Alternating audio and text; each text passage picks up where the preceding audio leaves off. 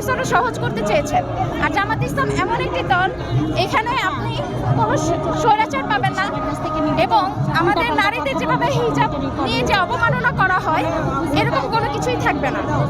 ইনশাআল্লাহ জামাত ইসলাম ক্ষমতায় আসলে আমাদের চলাফেরার জন্য সবচাইতে বেশি সুবিধা হবে, কারণ আমাদের স্বাধীনতা, এতটুকু স্বাধীনতা প্রয়োজন যাতে আমাদেরকে কেউ বিরক্ত না করবে।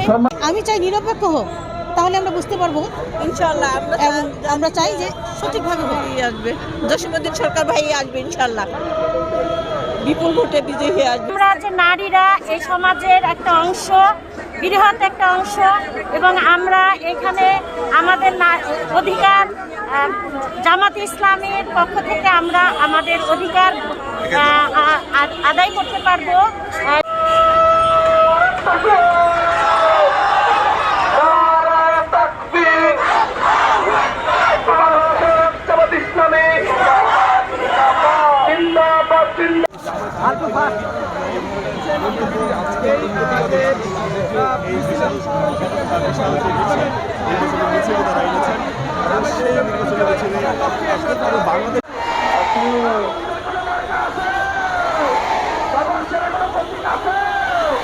সন্ত্রাসীদের ভয় পায় না কোনো প্রতীক আছে? মা বোনদের অধিকার রক্ষা করা